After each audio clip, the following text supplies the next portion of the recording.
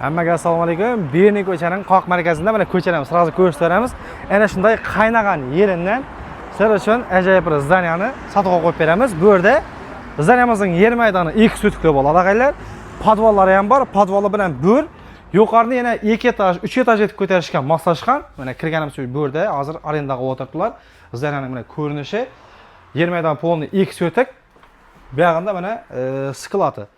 Ana shu chegaradan sklat aylantirib qo'yib, pulni o'zingizga moslab ishlab olasiz. Agar olatan odamlarga endi pulni baylab turish uchun olib qo'yaman degan odamlar uchun mana arendalar tayyor.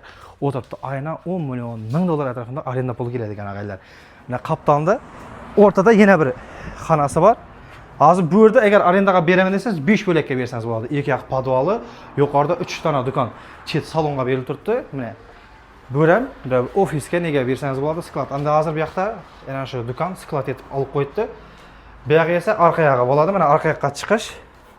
Yer maydoni eksotik dokumenti turar etib ishlangan buni ag'aylar.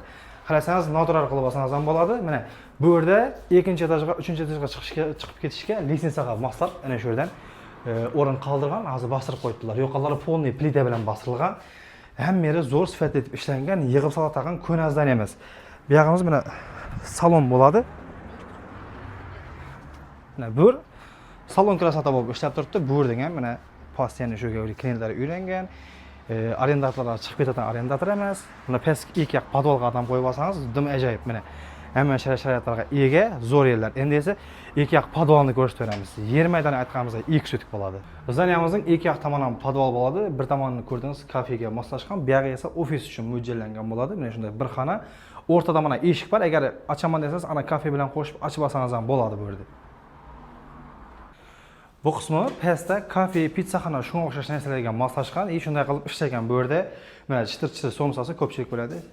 Somsaxona bo'lgan, pitssaxona bo'lgan. Umniy kotyolari, gazda to'xtashdan umniy kotyolari bor.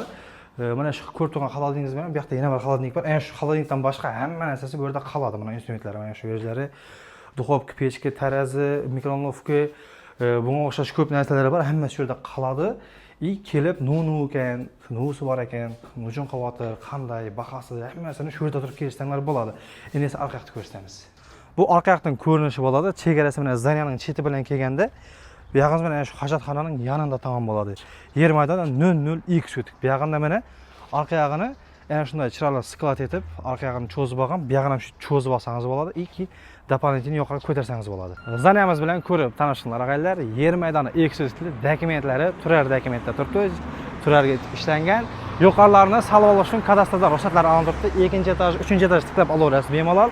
Adresimiz ham Shayx Abbos Veli ko'chasi bo'ladi. Shayx Abbos Veli ko'chasi, masjidga qarab ketishimiz.